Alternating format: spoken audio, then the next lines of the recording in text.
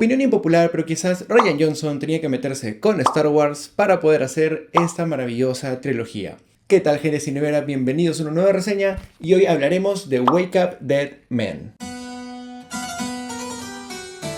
No puedo creer que fue hace 6 años cuando el mundo conoció al detective Benoit Blanc en la película Knives Out. Esta cinta no solo nos presentaba una especie de Sherlock Holmes moderno, sino que se apoyaba de todos los elementos de un whodunit clásico y le daba giros constantemente. Tanto esta sazón como el performance de Daniel Craig fueron el encanto de aquella película, y no fue la excepción con la secuela Glass Onion, que nuevamente mostraba las habilidades de Rian Johnson para contar un buen misterio con humor y giros imposibles que al final quedan bastante bien. Con esta tercera película, creo que como audiencia podíamos tener una idea de qué patrón seguiría la historia, pero nuevamente el director se las ingenia para que no todo sea tan predecible.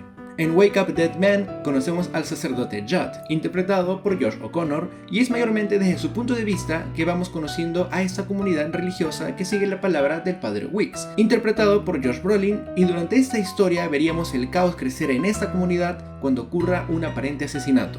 Antes de seguir, no olvides suscribirte y darle un buen like a este video, ya que solo estás a un clic de distancia, y sígueme en mis redes sociales para estar al tanto de qué más tengo que decir respecto al mundo del cine. Continuamos. El primer acto de la película tiene a Benoit Blanc totalmente ausente y nos enfocamos en conocer a nuestros sospechosos, algo que no se había trabajado así en estas películas, o por lo menos no con la misma intensidad. Quienes vimos Challengers no tenemos dudas de que Josh O'Connor puede carrear con una película sin problema, y aquí lo demuestra perfectamente. Pasando entre la vulnerabilidad y la desesperación, muestra un personaje complejo pero fácilmente entrañable. Luego de Ana de Armas en la primera cinta, creo que él es el mejor coprotagonista de turno en esta investigación. Y el resto del elenco podría ser mi favorito en toda la trilogía. Y es que con Glenn Close, Jeremy Renner, Kerry Washington y más, es muy difícil no tener un elenco coral muy sólido. Y siento que aquí es más fácil sospechar de la mayoría. Sabes que dentro de todos hay intenciones más complejas. Algo en lo que flaqueaba Glass Onion para mí era que a pesar de su elenco tan bueno, muchos de ellos no tenían tanto espacio para brillar. Pero eso cambia en esta película y siento que igual el tiempo en escenas para sus personajes como en la primera película. Otra cosa que resalta aquí es el tono más oscuro. Se siente un fondo más retorcido en todo el caso. Bueno, ligeramente. La estética lo apoya un montón. Por ese lado está genial, y junto a Frankenstein, esta es otra película que me genera frustración por haberla visto en Netflix y no en el cine. Pero en fin, el mismo entorno de los personajes también se presta para diferenciarse de otras cintas de misterio de este tipo, ya que nos ubicamos en una parroquia rural,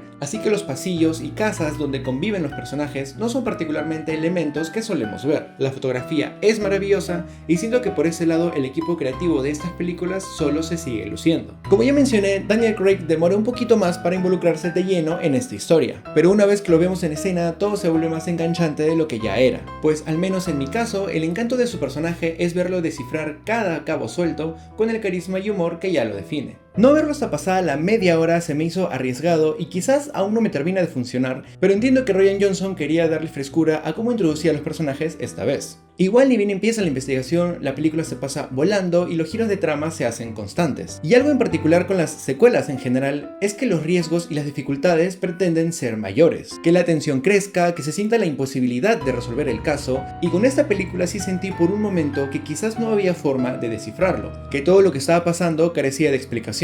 Y obviamente no voy a hacer spoiler de nada, pero esta incertidumbre que me generó como espectador creo que es lo que queremos sentir cuando vemos estas películas de misterio. La película sabe jugar con tus expectativas, a veces de manera brillante o a veces con cosas que parecen sacadas de la manga, pero que tienen una buena justificación. Aún manteniendo un espíritu similar a sus antecesoras, esta película destaca por el tono más oscuro que trae, humor negro y una estructura un tanto diferente. Rian Johnson ya confirmó que eventualmente tendríamos una cuarta película y no podría estar emocionado para ver qué más trae Benoit Blanc en estas aventuras, que a este punto ya considero que es un personaje icónico en la cultura popular. Si tuviera que rankear la trilogía, sigo teniendo a Knives Out en el primer puesto, luego muy cerca está la nueva película y por último Glass Onion, que también me sigue encantando. Si has visto esta película, coméntame qué tal te pareció y cuál sería tu ranking de estas tres. Como siempre, yo soy Estefano, esto es Bocanada Cinemera y nos vemos en la próxima. Cuídense.